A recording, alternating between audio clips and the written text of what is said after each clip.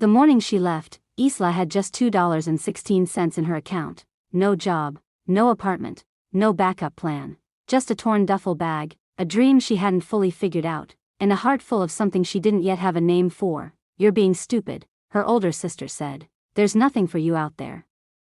Maybe she was right, but Isla already knew what was behind her, a house full of yelling, control, guilt, and a version of herself that always felt small. So she hugged her mom, didn't cry, didn't explain, and she left. She took the 6:42 a.m. bus to a city she'd only read about. Her phone was on 14%. Her bag held exactly 3 things: 2 outfits, a second-hand laptop with a cracked screen, and a notebook with the words, "If not now, when?"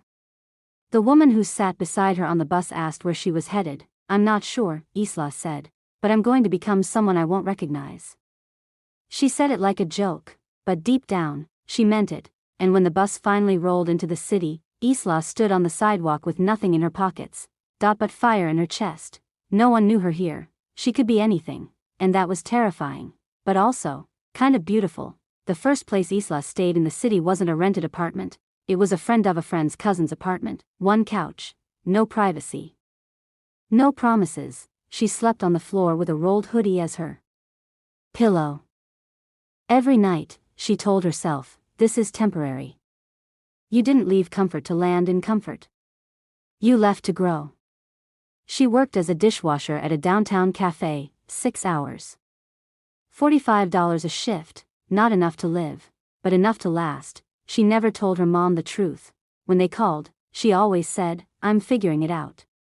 Which wasn't a lie, just not the whole truth. After her shift, she'd walk 45 minutes back to the apartment, shoes soaked, back aching, but every night, she opened her cracked laptop and typed the same thing into her journal. "Dear future me, I hope you're proud of me for not quitting today." No one clapped for her, no one posted about her grind, but every single day, she kept going, and some nights, while scrubbing plates or folding cafe napkins, she'd whisper to herself, "Billionaires don't always start with ideas, sometimes, they start with nothing but belief." It started with a single line at the bottom of a coffee receipt: "Now hiring, remote intern, venture collective, email, hello at." Most people ignored it, but Isla didn't. She didn't even know what a venture collective was. She just knew that the name sounded like it didn't belong to a restaurant. That night, when her shift ended, she walked home and typed an email. It wasn't fancy, no resume, just her truth. "Hi. My name is Isla. I have 0 connections, but I learn fast. I don't complain, and I'm willing to work harder than anyone you've met." She stared at the send button for 15 minutes, then she clicked it, and forgot about it, until 2 weeks later, at 2:11 a.m., her phone buzzed. "We liked your message. Zoom interview, tomorrow?" She didn't scream, she didn't jump, she just sat still, because when life finally cracks open a door, you don't always cheer, sometimes you breathe. She borrowed a blazer, found a quiet corner of the apartment, put her laptop on a stool, and told herself, "Pretend you already belong." The interview lasted 12 minutes. They asked if she had experience. She didn't lie, "No. But I have proof I can keep going." And the interviewer smiled. "That's all we really need." The job wasn't glamorous. It was virtual admin work, organizing spreadsheets, replying to emails, making notes during team calls. But Isla loved it, because for once, she wasn't being paid to scrub someone else's plates, she was being paid to think. And then, one Friday night, 2 weeks in, she got the email: "Your invoice has been processed. $100 paid." Just like that, no begging, no chasing, no breakdown, just payment. She stared at the number. It wasn't millions. It couldn't even cover rent. But she cried anyway, because it wasn't about the money, it was about what the money meant. Someone paid her for showing up, for using her voice, for being smart. She bought groceries with $40, put $30 into savings, and used the last $30 to buy herself a whiteboard, not clothes, not shoes, a blank whiteboard, because that night, Isla wrote 3 words across the top: Phase 1, build.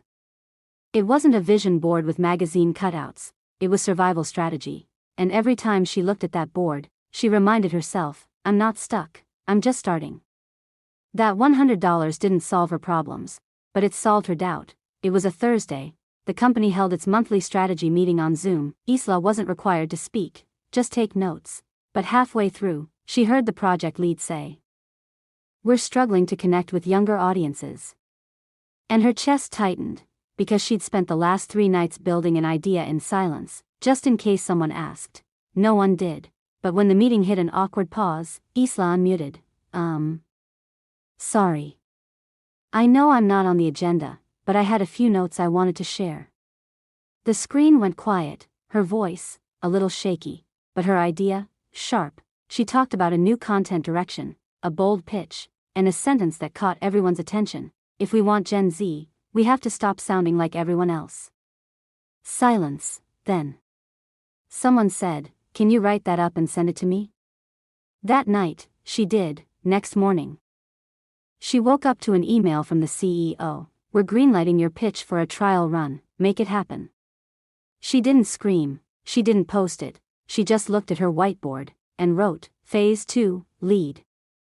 She still had bills, still slept on the floor, but now, she wasn't just part of the company, she was part of the vision, and sometimes, the loudest shift isn't when the world sees you, it's when you finally see yourself. It was supposed to be a regular Monday, log in, send notes, update the project board, but then she got the calendar invite, creative direction pitch, 2 p.m., attendees, CMO, CEO, Isla. She stared at her screen, twice, 3 times, surely it was a mistake. She didn't even have the right shoes, or the right blazer, but at 1:40 p.m., she walked into the building, took the elevator to the 18th floor, palms sweating. Heart racing, she didn't say much at first, just sat near the corner of the glass-walled boardroom. Then the head of strategy looked around and said, "Before we begin, I want to introduce someone. This is Isla, our rising star. She's young, yes. But she sees what we don't. Today, she's leading." Isla's throat dried up, but she smiled, because she remembered all the times she wanted to shrink herself, all the times she begged the world to notice her, and now, the room was watching, the room was listening. So she stood, clicked through her slides, spoke clearly, took questions, and when it was done, one of the clients leaned in and whispered, "She's going places." That night, as she passed a glass window, she caught her own reflection, paused, and for the first time ever, she saw it too. It had been over a year since Isla left home, and in that time, she'd learned how to live without approval. She didn't check in anymore, didn't ask for opinions, didn't share her wins. She was building her world in silence. Then one night, just as she stepped out onto her tiny apartment balcony, her phone rang. She hesitated, she almost didn't answer, but something told her to. "Hi, sweetheart. I saw something online. Your name came up. That pitch you led. It was trending. Pause, your dad and we're proud of you. We really are." Isla stood frozen, not because of what they said, but because of how calm she felt hearing it. A year ago, she would have cried, begged for more, let it soak into her skin like medicine, but now, she just smiled and said, "Thank you. That means a lot." Because growth looks like this too, wanting someone's love, but not needing it to breathe. That night, her mom sent a voice note, "We didn't know how strong you were, we just didn't want you to get hurt, but I see it now, you're becoming everything you said you would." Isla saved it, not as proof, not as validation, but as a reminder, that sometimes, when you stop begging for people to see you, they finally do. She didn't wear designer shoes, her laptop still had a cracked corner, she took the train to meetings, and still, everyone was talking about her, not because she was flashy, not because she was viral, but because her ideas worked. One of her content strategies tripled a brand's engagement, another helped a nonprofit go global. Word started spreading, "There's this girl. Isla. She just gets it." Soon, a small business magazine reached out, then a podcast, then a conference panel invite, "We'd love you to speak on female leadership and innovation." She almost declined. "I don't look like those women," she told her manager, "I'm not polished. I'm still figuring it out." But her manager replied, "That's exactly why they need to hear from you." So she said yes, and on the day of the event, she walked in with her simple ponytail, $30 dress, and slides that clicked on the marble floor. She took the mic with shaky hands. But when she spoke, the room leaned in. You don't need to look like a billionaire to become one. You just need a vision that refuses to stay small. That night, in a coffee shop, she opened her laptop to an email. We'd like to schedule a meeting. Your name keeps coming up. We think you're onto something big. It was from a seed investor, and just like that, what started as survival was now being seen as strategy. For months, Isla had been quietly building something behind the scenes, not a side hustle, not a dream board, but a company, an agency, one that centered bold ideas, fresh strategies, and young voices often ignored in boardrooms. She called it Phase, a name that reminded her of the whiteboard she started with. Her idea was clear: stop trying to get into their rooms, build new rooms, invite the unheard. Make noise where there used to be silence. She pitched the idea to the investor who emailed her, showed him her numbers. Her growth. Her vision, he said. You're young, but I'd be a fool not to back you. They signed the check, she registered the business. On launch day, she booked a small co-working space with white walls and soft lighting. There was no banner.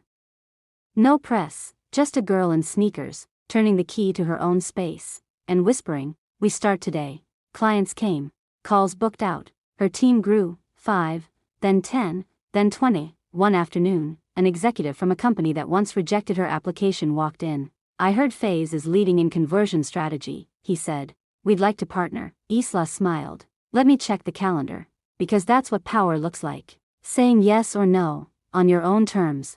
There was no ribbon cutting, no trophy, no viral post. But on her 30th birthday, Isla woke up in a home she owned.